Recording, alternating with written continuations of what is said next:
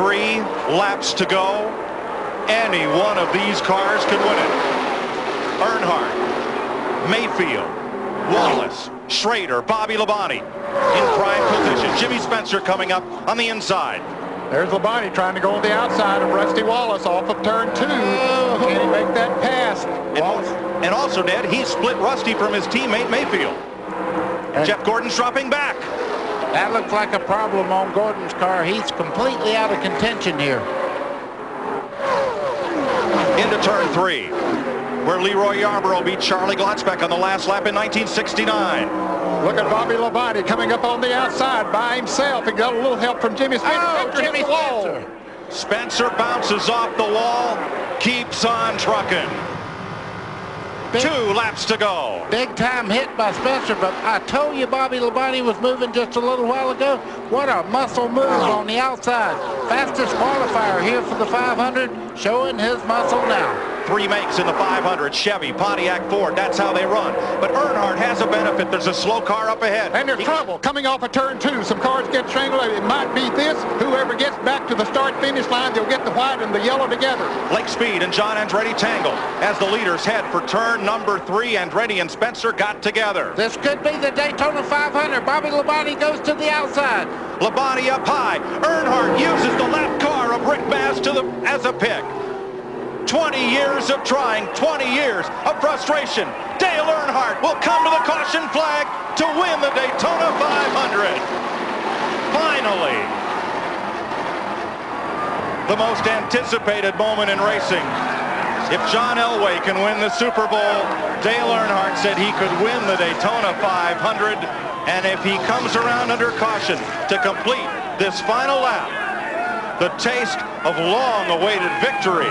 Jeremy Mayfield's Ford third, Kenny Schrader with a shot at that $2 million bonus, as did Bobby Labonte. Checkered flag. Dale Earnhardt finally is a champion of the Daytona 500. Not talking to Dale Earnhardt. I mean, what do you tell Dale Earnhardt at this point? What do you tell Dale Earnhardt, period, Benny? He knows what he's doing out front there. They both just ran better than 184 miles an hour with less than 5 laps to go in this race. That's pretty amazing. Look at this Nations Win on-track interval. You can see that it has widened from .2 to .4. 29.9. Each one of these cars running almost the same thing. Here's Labonte. He's got to run.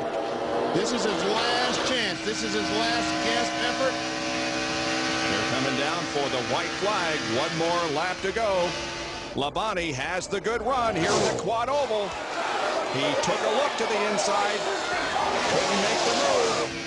He'll head for the top side of the racetrack in turns 1 and 2, but Dale Earnhardt maintains the lead down the backstretch for the final time. Labonte right on the rear spoiler. And Earnhardt goes in high. That's going to leave some room for Labonte on the bottom. Here comes Bobby Labonte making a charge. They come toward the line. Who will it be? It is going to be. I don't know. I don't either. Will look like Earnhardt just by a little bit. That was one of the closest finishes in the history of NASCAR. Truex is getting in the 56 with the push from Kyle Busch in the 18. White flag this time. Can Montoya and Hamlin do the 2x2 tango, or will Harvick shove McMurray to victory lane? White flag in the wind. 1 lap to go.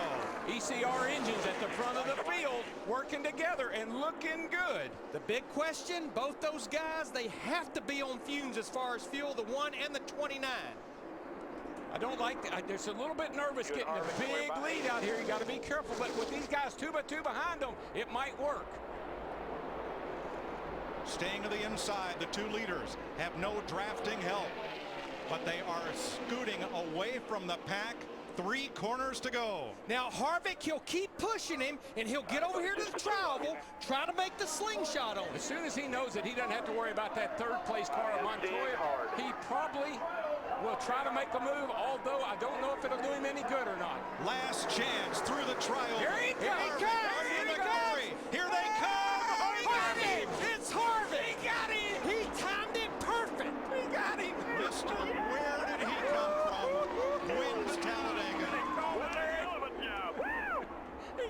He timed it picture perfect. Kevin Harvick trying to become only the 5th driver in NASCAR history to win in only his 3rd Winston Cup start. And I know Richard Childress has got to be jumping up and down with joy right now, no matter what happens. And somewhere, too, must be Dale Earnhardt, because this is his car that Kevin Harvick is driving. The paint is different, the number is different. But not since Dan Gurney in 1963 at Riverside, California, as a driver won in his 3rd start.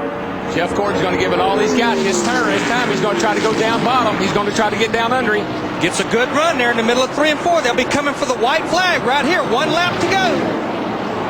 The Childress team trying to go to victory lane for the 2nd year in a row in this race. We had a photo finish here last race. We're getting ready for another one, folks. Get up off your seats. Here they go. For 2 in a row, trying to set him up. Gordon's going to make the big move on the inside when they get down here to turn 3. Slow car might be in the way. Here he comes. He's going to drive it to the bottom. Oh, Harvick's leaving a lot of bottom open. This slow car is going to be in the way. Just like a year ago, he's going to get him, though. He's going to get him. Gordon got loose. It's Harvick. Harvick by inches. Harvick by inches. Harvick by inches. What a race. What a finish. How did Jeff Gordon hang on to that car that loose off turn 4? Man. We got him. Tell me we got him. 29 car. You got him, buddy. Harvick, you got him. By 6/1000ths of a second. The point, Ryan Newman trying to score the 1st win for what is Stewart-Haas Racing. Dale Jr. trying to win 4 in a row for Rick Hendrick with 4 different drivers. Kurt Busch trying to get back to victory lane. Not sure what Tony Stewart just did. Tony's car, Mike. Tony's not going. Something's wrong with his car. Yeah. He's off the pace. Not getting up to speed at all. No. And you see what Dale Jr. was talking about. He's laying a bumper to that 39 car, trying to get him away from the rest of the pack. They'll be coming to the white flag this time. It's going to get interesting because Jr. cannot sit there and run 2nd. This is his best shot at winning he's had in a while.